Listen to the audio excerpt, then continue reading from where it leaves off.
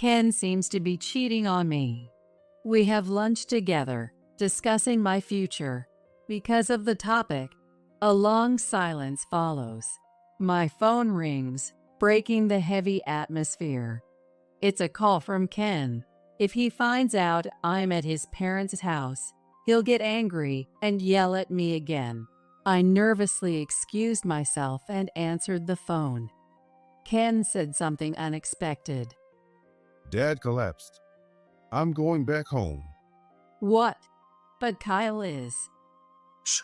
Kyle, who had a somber look just moments ago, now has a mischievous smile and looks about 10 years younger. It seems he has a plan. My in-laws and I are fed up with Ken's tyrannical behavior. This is our chance to be free. I decided to follow Kyle's lead. My name is Nora Johnson, 45 years old. I met my husband, Ken Smith, when I was 23, and we got married. In the beginning, we were happy.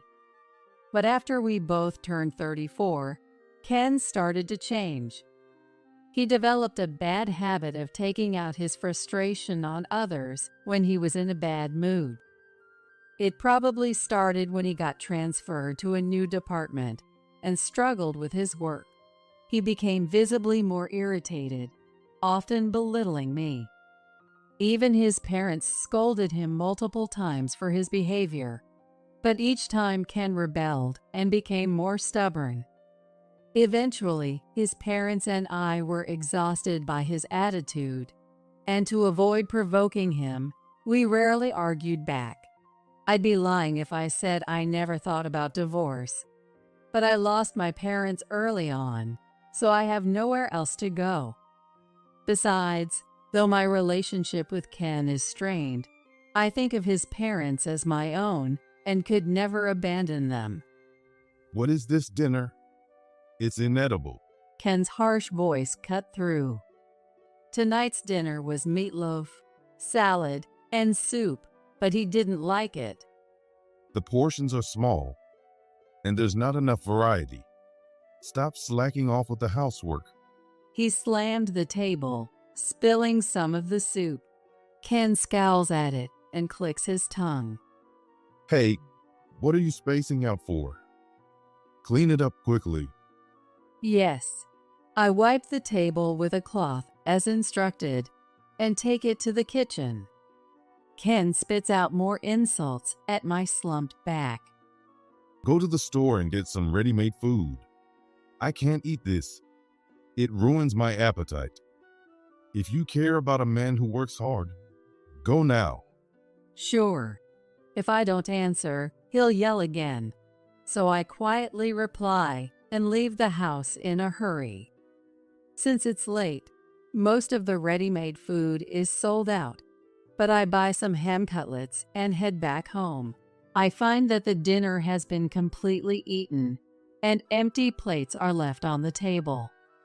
Ken is watching TV with a sour expression, and when he sees me, he clicks his tongue again. You're so late. I had to settle for that. I'll eat the ready-made food for breakfast. I understand. He probably just wanted to annoy me. Or maybe he doesn't want to eat while looking at my face. I eat my now cold dinner while listening to the hollow sound of the TV. Since Ken doesn't help with any housework, I wash both my dishes and the ones he left on the table. Meanwhile, Ken just keeps watching TV. He doesn't say a word, as if to show he dislikes my presence. The bath is ready. Even though I call out, Ken, still upset about dinner, ignores me. Once he's in a bad mood, he ignores me for a while. But if I ignore him like he does to me, he gets terribly angry and curses at me. So I always try to act normally, even if I don't want to. I'll go in first. After I finish my bath, Ken is still watching TV. It's your turn to take a bath. He ignores me again. I'm used to it, so there's no point in dwelling on it. After waiting a while and seeing no movement, I give up and head to the bedroom first.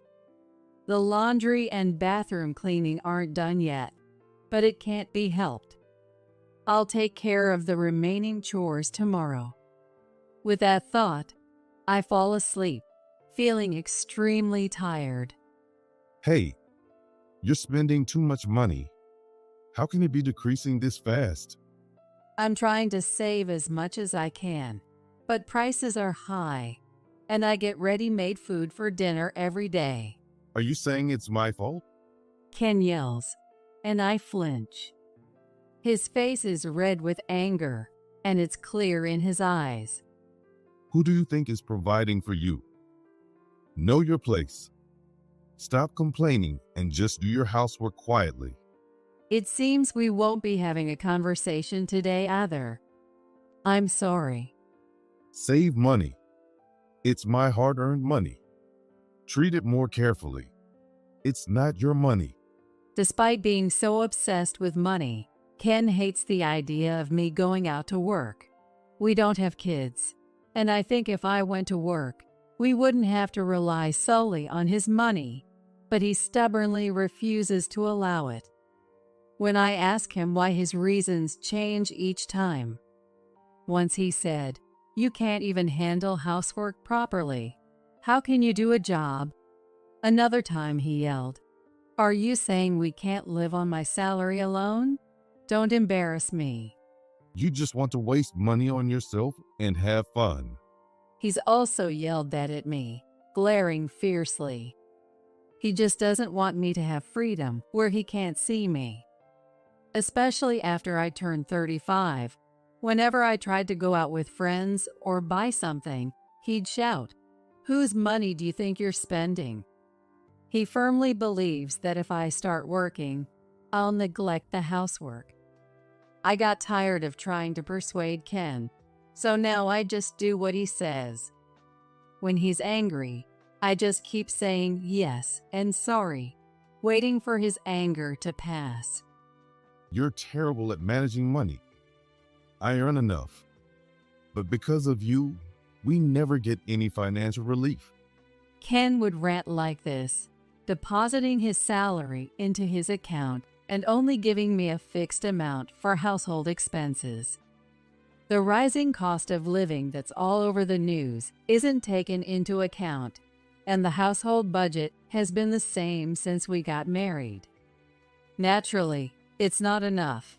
So when I say we don't have enough money, he accuses me of being bad at managing money or wasting it. Despite this, he always insists I buy ready-made food for dinner, so his actions and words don't match up. Once, I bought ready-made food in advance, and when I served it, he got incredibly angry, yelling, "Stop wasting money." After that, I realized he just wanted to harass me, so I avoid unnecessary actions. His reaction when I bought ready-made food in advance was so terrible. He's bad enough now, but back then he stayed angry for a week, ignored me, and took his frustration out on the house, leaving marks everywhere. Hi, Nora. This is a souvenir from our trip. Please take it. Nora, it's been a while. You look worn out. The only relief in these stifling days is the weekly visits from my in-laws, Kyle and Beth. Welcome, Kyle, Beth. Thanks for the gift. I'm fine, don't worry. They're so kind. It's hard to believe they're Ken's parents. They always care about me. They've given up on Ken, but they still try to improve the situation, thinking of ways to help. Ken, I heard from someone that you often say it's tough at work. Why don't you move back in with us? Even saving on rent would make a big difference, right? Kyle and Beth live on pensions. They don't have much, but they don't need Ken's money. Indeed, saving on rent would make things easier. Both Kyle and I can handle housework, so if we share the chores among the three of us, living together shouldn't be a problem.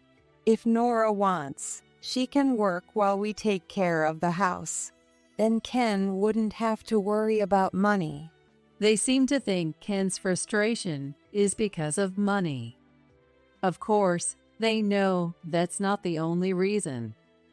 They're trying to remove the most manageable stressor. They choose their words carefully to avoid provoking Ken. They worry a lot about Ken taking his anger out on me. It's such a generous offer that I almost nodded immediately. But Ken was different. He glared at his parents with resentment, his face turning red with anger. We realized we had failed again. Ken exploded, shouting and spitting as he berated us. Don't mess with me. Don't talk like I'm not independent. Don't belittle me. Just because you're my parents, don't think you can say whatever you want. You're insulting my character. Kyle opened his mouth to argue but gave up. Once Ken starts getting angry, nothing anyone says gets through to him. It would just add fuel to the fire. You're the worst. Don't look down on me and think I'll always obey you. You're living on pensions. You just want to rely on my salary, don't you? Well, no way. I won't live with you. I'm independent. I can't take care of you. That's not what we meant. Don't talk back. Ken slammed the table again, and Beth fell silent. I thought about how terrible it was for him to speak to his own parents like that, but arguing with him would be pointless. He believes he's always right, and everyone else is wrong. Besides, it's one thing for him to take his anger out on me, but if he ever lashed out at his parents, just thinking about it is terrifying. Don't ever interfere with my life again. It makes me sick. I'm going out. Ken stormed out of the house in a rage. The front door slammed shut with a deafening crash. He always makes loud, aggressive noises. This is probably part of his harassment toward us as well. In the space Ken left, Kyle and Beth slumped down. Nora, we're sorry for being such lousy parents. It's our fault for not raising him well. Please don't say that. That's absolutely not true. I couldn't think of them as lousy parents when they had repeatedly tried to correct Ken's tantrums. Besides, when I first met him, Ken was polite and kind. It must have been thanks to his parents' upbringing. He's an adult now. Parenting and influences aren't excuses anymore.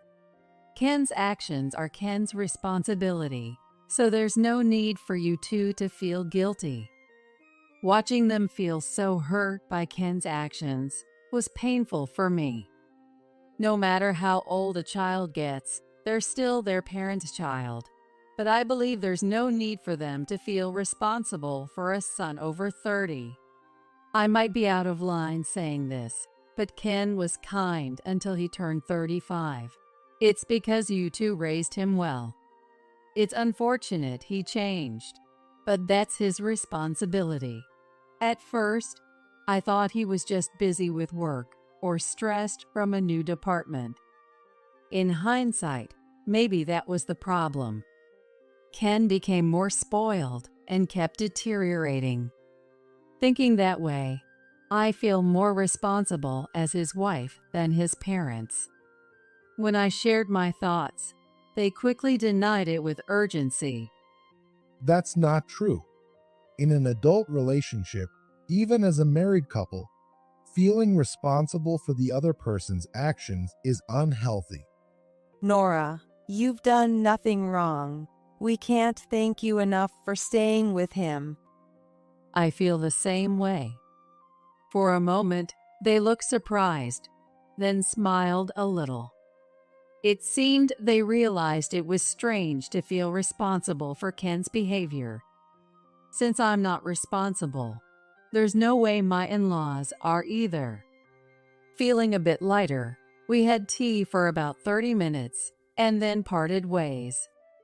A few days later, I made plans to visit my in-laws. "Hello, Kyle, Beth. Here's a little something for you."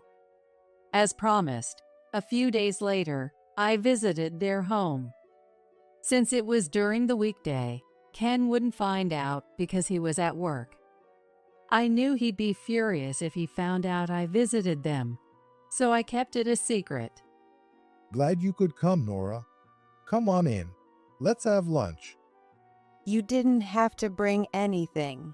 Thank you. Let's enjoy it together after lunch. Unlike Ken, my in-laws are very kind. They always warmly welcome me, even though we're not blood related. It was so enjoyable preparing lunch together. After a while, as we sat down to eat, Kyle asked me, So, what's this about? It's about Ken, right? Usually at this point, they'd start apologizing, but respecting what I said last time, they didn't. That made things easier for all of us. We all struggle with Ken. Yes. Well, it seems like Ken is cheating on me. I'm sorry, Nora, but I'm not too surprised. Right. With the way he's been acting, it's not unexpected. Their bluntness made me laugh. Honestly, I felt the same way. Yeah. While he was in the shower, I saw a notification on his phone. A message from a woman saying she had fun on Sunday. After that, I knew it was wrong, but I checked Ken's phone.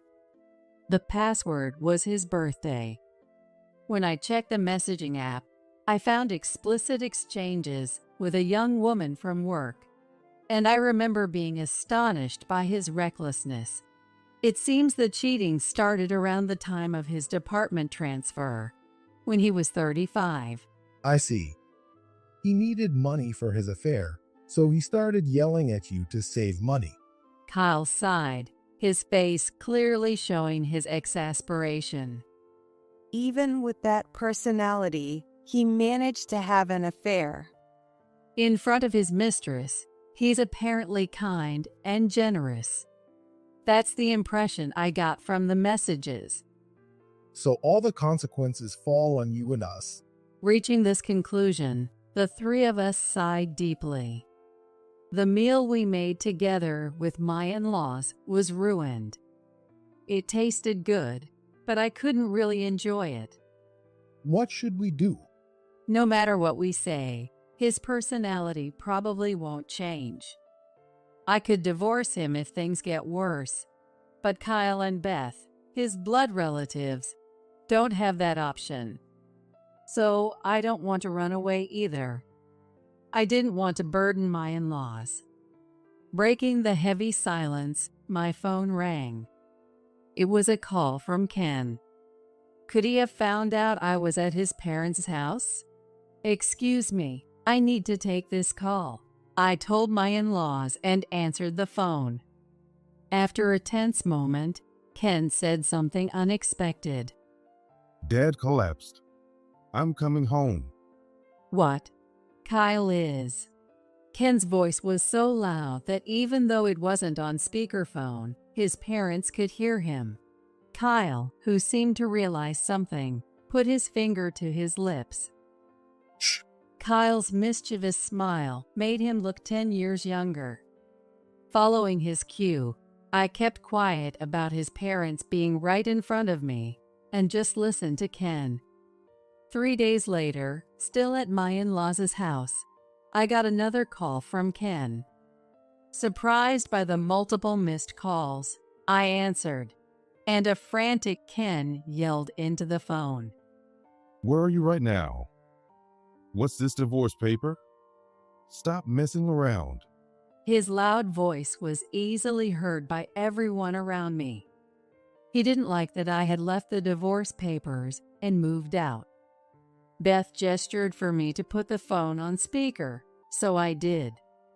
I'm not messing around. I'm serious. What? Don't be naive. You've been a stay-at-home wife all this time. You can't live on your own.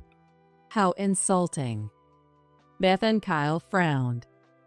I answered calmly, without any emotion. Too bad. I've already got a job. What? Ken's voice trembled. Despite constantly berating me, it seemed divorce wasn't convenient for him. Naturally, losing a housekeeper who doesn't need a salary would be troublesome. Kyle's former company was looking for an office worker. He introduced me. Dad? He growled. Ken knew well how much his parents cared for me. He didn't like it and would complain that they were spoiling me. Before we got married, I worked as an office worker.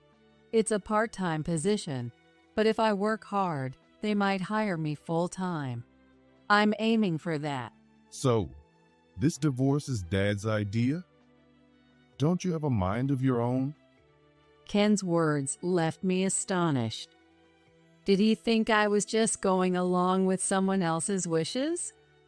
If he believed I had no reason to want a divorce, he should reflect on his own behavior.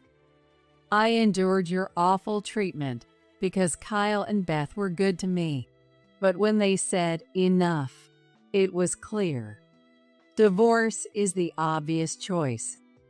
Who do you think has been supporting you all this time? You're repaying kindness with betrayal. Normally, I would stay quiet at this point. But since I had decided to divorce him, it didn't matter how angry he got. I took this opportunity to voice all the things I had been holding back. You can't do anything like housework, but you could live in a clean house, eat 3 meals properly, and always go to work in a clean suit. That's all thanks to me. Do you have any idea how hard it's been to cater to your selfish demands? You're the one who's repaying kindness with betrayal. Jeez. He didn't expect me to fight back. Ken's voice wavered with obvious panic, but he quickly regained his composure and started yelling again. You've been living off me, so that's the least you could do. I don't owe you anything, and I've been providing for you every day, so I don't deserve this blame from you. Oh, really? Is that so? My voice was cold, causing Ken to panic again. He wasn't used to being attacked. But being a prideful person, he couldn't help but retaliate. What do you want to say? If you have something to say it clearly. And with that, he pulled the trigger on his own downfall. Then I'll say it. Over the past 3 days, you've been lying about Kyle being in the hospital and spending time with your mistress, Karen, haven't you? No way. What are you talking about? I don't understand. I could practically see the beads of sweat forming on Ken's face. He never expected to be caught. He thought I had no reason to want a divorce, and that I didn't have a mind of my own. He didn't anticipate me taking any unexpected actions. It was truly astonishing. I have your conversation logs from the messaging app and photos of you two leaving the hotel 2 days ago. You spied on me and took secret photos? That's an invasion of privacy. Don't act all high and mighty after cheating. I snapped back, and Ken, shocked by my outburst, fell completely silent. My in-laws, who had been watching, silently urged me to continue. Feeling a bit embarrassed, but also emboldened, I relished the chance to finally get back at Ken. You might not know this, but the hotel you used is run by one of Kyle's acquaintances. The cleaning company that services that hotel employs a friend of Beth's, and the restaurant you went to with Karen is owned by a friend of Kyle's from college. They all saw you two together and reported back to Kyle and Beth. After Ken called saying he was going back home, we started gathering evidence of his affair. It turned out that friends of Kyle and Beth had witnessed Ken and Karen multiple times. These friends, knowing Ken only from childhood, hadn't noticed anything before, but were helpful when asked. I don't know why you were fooling around locally, but your mistakes made gathering evidence really easy. So thank you for that. Ken is silent. He's probably speechless. I seize the moment and continue. I will be demanding alimony from both you and Karen. Alimony? He finally snaps out of it when money is mentioned. Typical of his miserly nature. Suppressing my contempt, I continue. I'm not withdrawing our divorce, so just sign the papers and file them. Otherwise, we'll settle it in court. I've kept a detailed diary of all the mistreatment I've suffered from him. Even though infidelity alone is grounds for divorce, the diary will help me get a higher alimony. Originally, I started writing it as a way to calm myself, as a hobby. Ken had forbidden me from going out or spending money on myself, so I kept it along with the household budget. The thought that Ken's own actions are now backfiring on him makes me feel almost giddy with satisfaction. Goodbye. Ken was still shouting on the other end of the line, but I had nothing more to say, so I hung up. Nora, you look very refreshed. Do I? Let's splurge a little on dinner tonight to celebrate your fresh start. Despite having no home to return to after the divorce, my in-laws, who had invited me to stay with them, continued to treat me like their own daughter. Having endured Ken's behavior together, we felt a bond stronger than family. Feeling a mix of embarrassment and joy, I nodded with a big smile that matched theirs. Yes, just when I thought it was all over, a commotion happened soon after I started my new job. Hey, you're Nora Johnson, right? Yes. On my way home from work, I turned to the voice calling me. It was Karen Harper, Ken's mistress. Why do I have to pay alimony too? Do you think I'd seriously be involved with that old man? I only kept him around because he was a good sugar daddy. You couldn't control him, so he cheated. Don't drag me into this. Her face was flushed with anger.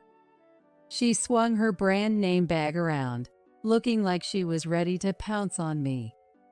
A coworker nearby looked surprised and hid from Karen. Then, signaling me with her phone, she indicated she was calling the police. I figured I could leave that part to her. Sorry, but the law allows me to claim alimony from my spouse's affair partner. You knew what you were doing, right? If not, you'll have to chalk it up to poor risk management. What? Don't mock me. You plain old woman. Jealous because I'm young? Karen, stomping her feet, looks more like a child than a young woman. A child throwing a tantrum because she didn't get her way. Come to think of it, Ken acted like a child too. Maybe they're alike. If that's the case, they're a perfect match. Whether they get along or last long is another matter. As a parting gift, I'll let you have Ken instead of alimony. I hope you're happy together. Are you stupid? I don't want an old man like him. Isn't that obvious? She had said the same thing when she approached me, so she must mean it. Ken is being abandoned by both his wife and his mistress.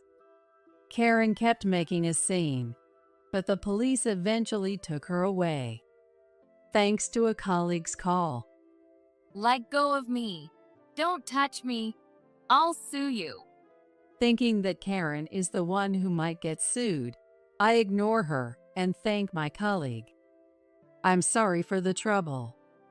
Thank you for calling the police. It's fine. I heard a little about what's going on. It sounds tough for you, Nora. This is all I can do, but hang in there. Since Kyle used to work there, the people at the company are very kind. Many seem to have been helped by Kyle, so they're nice to me because of his introduction.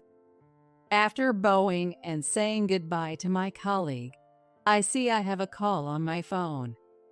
Seeing that the call was from Ken, I decided to answer it with the police officer nearby. Nora? It's me, Ken. I was wrong. I'm sorry. Let's start over. The voice coming through the phone was completely different, almost groveling. Feeling nothing but disgust, I frowned. Kyle and Beth said they can't take care of you anymore. I know. They told me. You're all I have left. So please, Nora. Does he really think I'd sympathize with him over this? Don't insult me. I have pride and feelings too. I've endured enough mistreatment not to feel any pity. I can't take care of you either. Enjoy your life with Karen. Wait. Karen dumped me. He didn't realize I knew that. It's a predictable outcome. No young woman would seriously want a man like Ken. She got mad about the alimony and said, I'm not paying anything. You pay it. Then we fought, and now she won't even talk to me. Serves him right, but Ken seemed genuinely hurt. I just got carried away. I lost sight of myself. Please forgive me. I've told you many times it's over.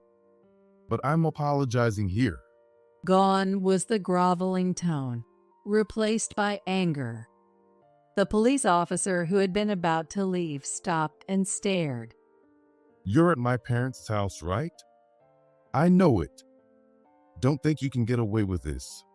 And my parents. I'm their real son, but they all gang up on me with you. I'm already outside the house. I'll make you pay. At this point, there was no denying it.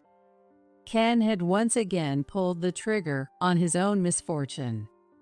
I'm recording this call. What? Ken's previously furious voice suddenly became meek. He must have realized the severity of what he said. But it was too late. There's a police officer nearby. You're on speaker, so the police are already listening.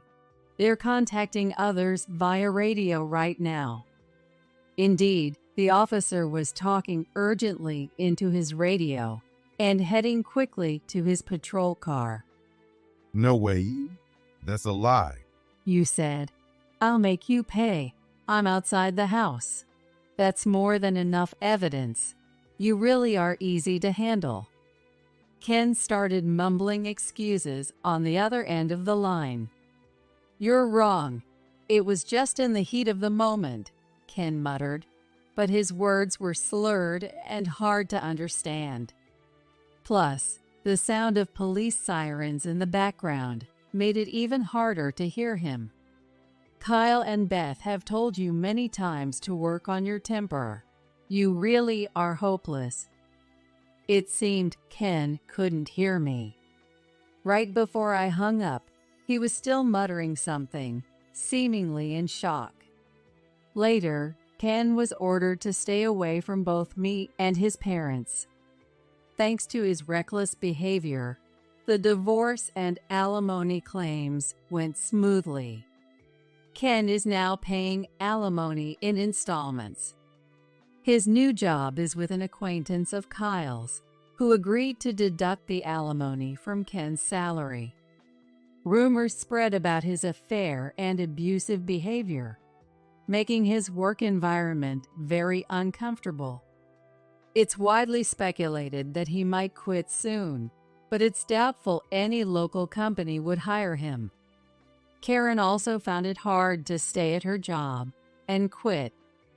She managed to pay the alimony by selling the branded bags and clothes Ken had given her. I heard she's working night jobs now, and her spending has gotten worse because she's infatuated with a younger guy. She's even in debt, so who knows how long we'll keep hearing about her. With Kyle and Beth's encouragement, I started living with them. They even adopted me, and we became a real family without Ken. I decided to cook for them on weekends. Dinner's ready. Come on, let's eat. It looks delicious again tonight. Nora, you're such a great cook. Beth and Kyle enjoy my cooking with such delight. Just watching them warms my heart. Next week, Beth is in charge of cooking, and she's going to make my favorite dish. Why don't we all go shopping tomorrow? I'll drive. Where should we go? Let's take a little trip and eat out on the way back. I lost my parents early, and I always longed for a family. I envied the warmth of having parents.